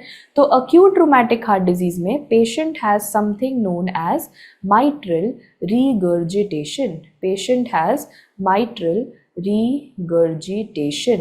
माइट्रल रिगर्जिटेशन का क्या मतलब होता है? सो व्हाट विल डू कि वी विल मेक, याद है हम स्कूल टाइम में जो हार्ट बनाते थे वो ऐसा वाला हार्ट होता था, विंडो जैसा। ये सबसे इजी वाली ड्राइंग होती है हार्ट की, तो हम वैसा इजी इजी पढ़ेंगे, ठीक है। So now when I say I am talking about mitral regurgitation, yes very good, Kajal says ma'am regurgitation means back flow. So for example mitral valve कहाँ, right side left side of heart ना। So this is mitral valve, यहाँ पे this is mitral valve. You are saying mitral regurgitation means the blood is going back. कहाँ जा रहा है? Blood is going back मतलब can I say ये था left atria and this is the left ventricle. So where is the blood going? Is the blood going in left atria or is it going in left ventricle? It should have gone forward, but regurgitation matlab ma'am it is coming backward. Backward matlab the blood is coming here. The blood red color ka blood banata hai. So this is coming here. This means the blood is coming in the left atria. तो left, just imagine जैसे बीच पे जाते हो, बीच पे जब पानी आता है when the water comes तो क्या होता है? क्या वो सैंड थोड़ा सा आगे खिसक जाता है? तो सबने देखा ही होगा, बीच पे गए हो तो वेरी गुड, नहीं गए हो तो मूवीज में देखा है। जब पानी आता है तो does the sand get shifted a little, same way ना। तो यहाँ पे भी सोचो ये पानी की तरह बहुत प्रेशर से पानी की तरह ब्लड आ रहा है, तो मैम यहाँ पर कुछ तो डैमेज होगा ना, इतना ज़्यादा प्रेशर आ रहा है। When so much of pressure is coming some damage will happen over here. तो क्या डैमेज होगा? Left atria shows something known as MacCallum's patch. Left atria shows something known as McCallum's patch. So what is McCallum's patch? It is irregular area in the left atria. It is irregular area. I will repeat it once again. I will not repeat, you will repeat. You answer. एक बार answer करोगे अपने आप समझ आ जाएगा। मैककैलम्स patch कौन से chamber में दिखता है? मैककैलम्स पैच कौन से चेंबर में दिखता है? Ma'am it is seen in the left atria. In which disease am I talking about? I am talking about rheumatic heart disease. Left atria में what do you see? You see MacCallum's patch. MacCallum's patch क्या होता है? It is an irregular area. क्यों बना? Why has it formed? Because patient का जितना भी blood था दैट वाज कमिंग बैकवर्ड। नहीं साइज एंड ऑल की बात नहीं हो रही, बस वो एरिया थोड़ा रफ है। खुद सोचो ना, पानी आया और उस एरिया को खराब कर दिया, पानी इतना प्रेशर से आया वो एरिया खराब हो गया। तो यहाँ पे blood, Arvind, blood has come with so much of pressure कि वो एरिया खराब हो गया। That is what is MacCallum's patch. Irregular area in the left atria, that is known as MacCallum's patch. ये हमें दिखेगा स्टार्टिंग के केसेस में, व्हेन द पेशेंट अभी कुछ हफ्ते महीने हुए हैं, that is acute RHD. But ma'am, if patient has RHD since many years, अब क्या दिखेगा? Now we will see mitral stenosis. Now what we get to see is going to be mitral stenosis. Is this a damaged part, Harshita? Yes, it is the damaged part. Just as I told you, blood has come with so much of pressure that the area got damaged. That is the damaged part. Okay, coming to chronic RHD. Chronic RHD में क्या दिखता है? Mitral stenosis. Who will tell me the meaning of stenosis? मतलब mitral valve open हो गया या mitral valve narrow? Yes, Shubhangi says mitral valve narrow हो चुका है। तो जैसा हमने हाथ से बनाया ना, सेम शेप सोचो। mitral valve normally ऐसा था, गोल था। mitral valve was goal like this. अब हम कह रहे हैं mitral valve is becoming narrow. क्या ये एक fish mouth की तरह लग रहा है? ये देखो, ये फोटो यहाँ पे था, देखो mitral valve पहले ऐसे ओपन था, अब can everyone see mitral valve कैसा बन गया? mitral valve ऐसा मैम, साइड से देखो तो it is looking like fish mouth. Mitral stenosis को बोला जाता है fish mouth appearance. Mitral stenosis को बोलते हैं fish mouth appearance. Everyone is okay with this? Yes, settled. Repeating once again, normal mitral valve ऐसे गोल था, ओपन था, अब स्टेनोसिस हुआ तो मतलब mitral valve ऐसा दिख रहा है मैम, ये फिश माउथ की तरह दिख रहा है, तो फिश माउथ को बोला जाता है fish mouth defect, mitral stenosis। शायद ये आज कहीं टेस्ट में कहीं दिखेगा, हो सकता है, maybe, just giving you some slight hints, समझ लो ताकि कुछ कॉन्फिडेंस बूस्टर क्वेश्चंस मिले बाद में।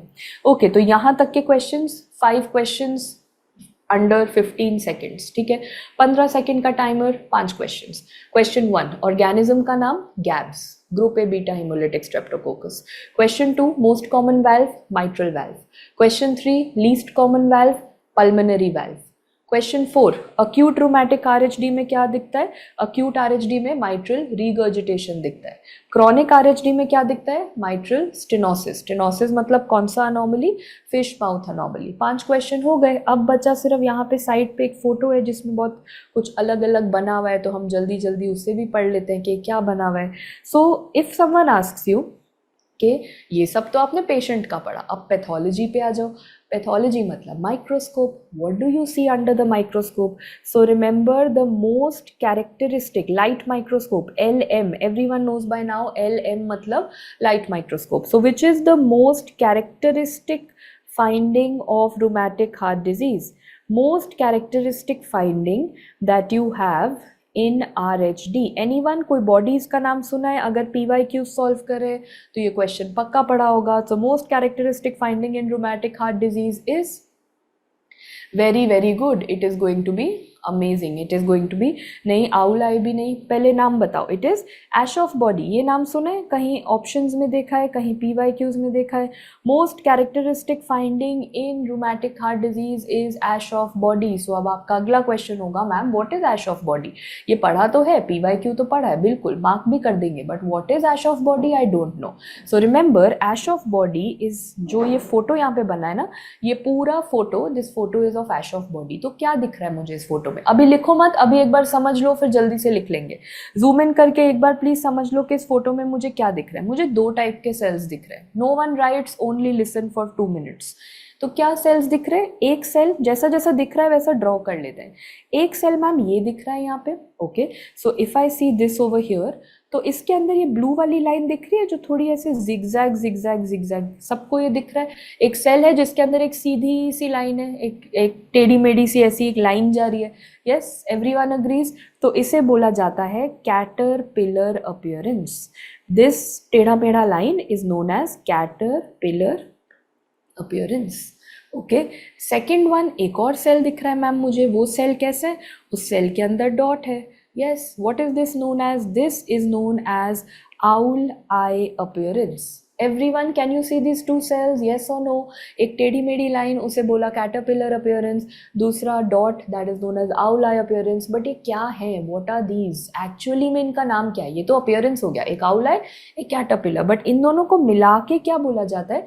These are known as, थोड़ा सा टफ नाम है बट याद करना पड़ेगा, एनिशकाउ सेल्स। तो अब हम कुछ लिख लेते हैं। एश ऑफ बॉडीज के अंदर कौन से सेल्स होते हैं? Aschoff body contains what? It contains Anitschkow cells. I know थोड़ा सा डिफिकल्ट नाम है बट एक नाम तो याद कर सकते हैं। It contains Anitschkow cell, okay. Anushka Sharma cell, okay, as whatever you want to write. थोड़ा MCQ का एडवांटेज भी होता है ना आयुषी के, थोड़ा थोड़ा भी वैसा कुछ याद कर लिया तो ऑप्शन देख के तो मुझे याद आ ही जाएगा, ठीक है। तो एनिशकाउ सेल क्या होता है? एनिशकाउ सेल किस तरीके का दिखता है? उसके आगे छोटा सा एक डायग्राम बना लो। या तो वो मैम ऐसा आपने कहा था एनिशकाउ सेल, या तो ऐसा दिखेगा टेढ़ा मेढ़ा लाइक कैटरपिलर, या फिर आपने कहा था कि वो ऐसे दिखेगा कि उसके अंदर एक डॉट है जैसे कि आउल आई। 2 टाइप का दिख सकता है, या तो टेढ़ा मेढ़ा लाइक अ कैटरपिलर, या फिर it is going to look like a dot that is owl eye. Everyone, last question, फिर ये स्लाइड खत्म। Most characteristic finding that you have in rheumatic heart disease, जल्दी बता दो बॉडीज का नाम। Most characteristic, Aschoff bodies. Aschoff body के अंदर कौन से सेल्स होते हैं? Which cells does it contain? It contains the Anitschkow cells. Anitschkow cells की क्या 2 शेप्स होती हैं? टेढ़ा मेढ़ा shape is known as caterpillar and that dot वाला shape is known as owl eye appearance. Very very nice, everyone settled with this. तो ये तो I am very happy all of you have told me कि rheumatic heart disease में हमें ये दिखता है, excellent. But now what I want all of to ask you is rheumatic heart disease only a heart disease? Not at all. So now we will add one slide over here and we will study. ये वाला page सबने copy कर लिया? Okay, what exactly is ash of cell? नहीं निधि, ash of cell कुछ नहीं होता। ash of cell बनता कैसे है? Important to know, not at all. Nidhi, ash of cell तो कुछ होता है नहीं, एश ऑफ सेल नहीं है, एश ऑफ एक पूरी बॉडी का नाम है, मतलब ये सारी स्लाइड का नाम है Aschoff body. Aschoff body के अंदर छोटे छोटे सेल्स होते हैं, उन सेल्स का नाम क्या है? उन सेल्स का नाम है एनिशकाउ सेल। एनिशकाउ सेल अलग अलग शेप्स का दिखता है, उस शेप्स कैसे बनी, क्या बनी, उस सब में जाने की जरूरत नहीं है, ठीक है। पर एशकॉफ जो है, एश ऑफ वो पूरी बॉडी का नाम है, उसके अंदर वो छोटे छोटे सेल्स हैं। चलो अब यहाँ तक तो पैथोलॉजी हो गया, अब वापस मेडिसिन पे आओ। Now all of you will tell me, you were saying ना, अरे मैम वो यस तो सबने बोला था, बट नाउ लेट्स सी किस किस को याद है। रूमेटिक हार्ट डिजीज हार्ट के अलावा किस किस ऑर्गन को इन्वॉल्व करता है, and what is the name of the criteria. The name of the criteria is known as, okay, joint bone, बहुत अच्छा, बट क्राइटेरिया का नाम बताओ। क्राइटेरिया का नाम इज, नो, जोन्स क्राइटेरिया से नहीं चलेगा, बिल्कुल नहीं चलेगा, it is not, Jones criteria पुराना था, द न्यू वन इज, उसमें रिविजन हुआ है, now it is known as revised Jones criteria. तो सिर्फ जोन्स क्राइटेरिया बोलने से तो नहीं होने वाला, तो मेडिसिन थोड़ा सा मेरे साथ रिवाइज कर लो कि जो रिवाइज्ड जोन्स क्राइटेरिया होता है। अच्छा, before I go to that, पहले के सारे डाउट्स खत्म कर लेते हैं। अगर ऑप्शन में एशोफ और अनिष्का दोनों हुआ तो क्या मार्क करेंगे? ऑब्वियसली अभी एक जैसा जैसा लिखा है बस वैसा वैसा पढ़ के जाना। उसके बाद उसके अंदर देखो, जब हम ओवर थिंक करते हैं ना तो काम खराब होता है, लाइफ में भी और एग्जाम में भी। जैसे जैसे पढ़ते हो सिंपल सिंपल वैसा अगर रखोगे तो एग्जाम क्लियर होता है। और जब उसमें अपना थोड़ा ओवर थिंकिंग के नहीं ऐसा नहीं तो वैसा होगा, मैंने ही गलत सोचा होगा, तो जब ओवर थिंकिंग करोगे कहीं पर भी, लाइफ में भी और एग्जाम में भी, तो काम खराब होने वाला है। अगर लिखा है मोस्ट कैरेक्टरिस्टिक कौन सा चीज़ होती है रूमेटिक हार्ट डिजीज में, ऐश ऑफ बॉडी, तो ऐश ऑफ बॉडी मार्क करो। Then Radha, you don't have to think about कि अगर ऐश ऑफ और अनिष्का दोनों हुए तो कौन सा मार्क करेंगे, पढ़ा है। मोस्ट कैरेक्टरिस्टिक क्या है, ऐश ऑफ बॉडी, तो ऐश ऑफ बॉडी मार्क करो, बात खत्म। ठीक है, चलो now coming to the next, revise Jones criteria. Although ये मेडिसिन है बट पढ़ना है, मेडिसिन पढ़ें या छोड़ दें, क्या करें, पढ़ ही लेते हैं। अब जब इतनी मेहनत कर रहे हैं सुबह सुबह उठ के, तो माइट एज वेल पूरा ही पढ़ लो। मेजर क्राइटेरिया होता है, माइनर क्राइटेरिया होता है, वेरी गुड। सो अब this was your test, so I would have come to know कि कितने सीरियस हो। If you would have said नहीं मैम छोड़ो जाने दो नहीं पढ़ना, then I would have come to know कि नहीं पढ़ना चाह रहे। तो now I am very certain कि सब कह रहे हैं मैम पढ़ ही लेते हैं, तो फिर अच्छा है, all of you are very very dedicated. तो 3 तरीके की चीज़ें आती हैं इसमें, major criteria, minor criteria and supporting evidence. बस ये 3 चीज़ें देखनी है पेशेंट में, रूमेटिक हार्ट डिजीज बन जाएगा। तो क्या देखना है, अब ध्यान से सुनो, कौन कौन मुझे बताएगा मेजर क्राइटेरिया में क्या क्या आता है, राइट? मेजर क्राइटेरिया में क्या क्या आता है, टेल मी समथिंग। सो जैसा अब अलग अलग तो सबको याद था, समवन सेड कोरिया, समवन, तो बट एग्जाम में ऐसे एक एक याद करके नहीं होगा ना, हमें सारे 5 क्राइटेरिया है, पांचों याद आने चाहिए। तो जोन्स क्राइटेरिया का निमोनिक जोन्स क्राइटेरिया याद कर लो, सिंपल। आप एग्जाम में जाके अपने दिमाग में सोचना कि जोन्स होता है इसके अंदर, तो यही है वो 5 चीज़ें जो इसके अंदर होने वाली हैं। So Jones criteria is what I am going to write once again. अब देखो क्या क्या बना। सबसे पहले whatever all of you saying, ma'am joints की इन्वॉल्वमेंट होती है। अच्छा, तो JO से मुझे याद आ गया, बिल्कुल जॉइंट्स की इन्वॉल्वमेंट होती है। वर ऑल ऑफ यू सेइंग कि पॉलीआर्थराइटिस होता है, वेरी गुड। तो जैसा जैसा you have told me I will say okay, जैसा बोल रहे हो वैसा लिख लेते हैं। JO मतलब joints, amazing. Okay, N for nodules, patient के स्किन में आपको नोड्यूल्स देखने को मिलते हैं। नोड्यूल्स जो दिखेंगे those are going to be what, they are going to be subcutaneous nodules, they are going to be subcutaneous. And दूसरा, they are going to be painless, हमेशा याद रखना, they are painless nodules that you have, very good. तो N for क्या है, nodules. E for very good, सबने बता ही दिया, मतलब मेडिसिन तो अच्छे से आती है। It is going to be erythema marginatum, it is erythema marginatum, very very good, मतलब skin rash type erythema marginatum. Then S, कोई कुछ लोग कोरिया बोल रहे थे, उस कोरिया का एक्चुअल नाम क्या है, सिडेनहैम्स कोरिया। तो S फॉर सिडेनहैम्स कोरिया। देखो एज आई सेड ना, जोन्स क्राइटेरिया में जोन्स क्राइटेरिया पढ़ो तो सारा कुछ याद हो जाता है।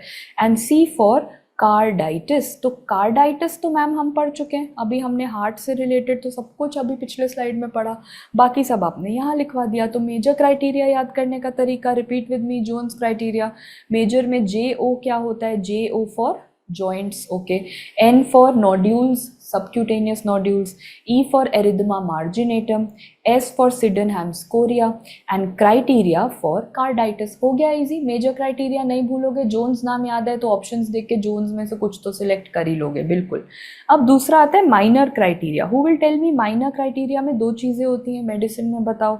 एक हमें देखना है पेशेंट की क्लिनिकल फाइंडिंग्स कैसी हैं, और दूसरा हमें देखना है what are the lab diagnosis, laboratory findings कैसी हैं।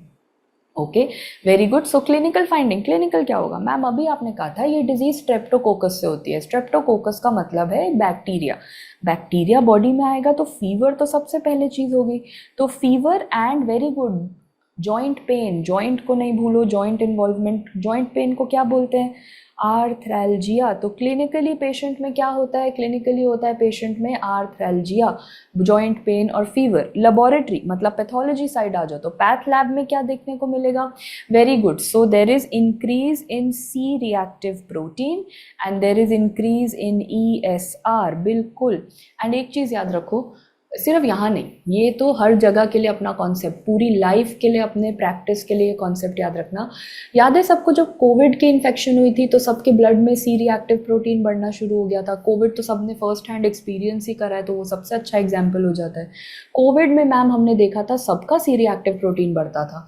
ये कोविड एक वायरस था, यहाँ आप कह रहे हो स्ट्रेप्टोकोकस वो एक बैक्टीरिया, यहाँ भी आप सी रिएक्टिव प्रोटीन बढ़ा रहे हो, तो मतलब ये सी रिएक्टिव प्रोटीन है क्या? कोई भी इन्फेक्शन होती है ना हमारी बॉडी में, सी रिएक्टिव प्रोटीन बढ़ ही जाता है।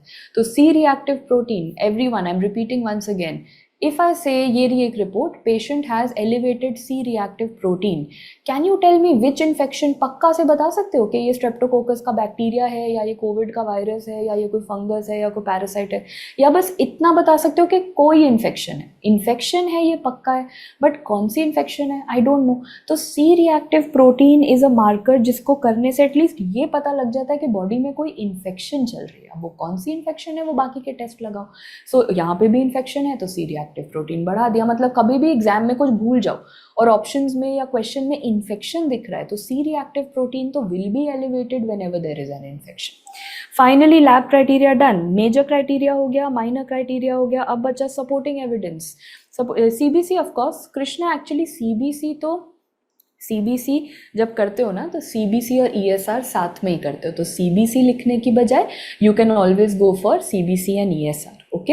अच्छा, now coming to that, supporting evidence से पहले exactly tell me any kind of, Neha is exactly mention this, any kind of, ये इससे पहले इसमें ECG नहीं इंक्लूड करा बिकॉज अभी all of you told me कि पेशेंट का हार्ट अफेक्टेड होता है, तो ECG में क्या चेंजेस दिखती हैं, कौन सा इंटरवल प्रॉब्लमैटिक होता है?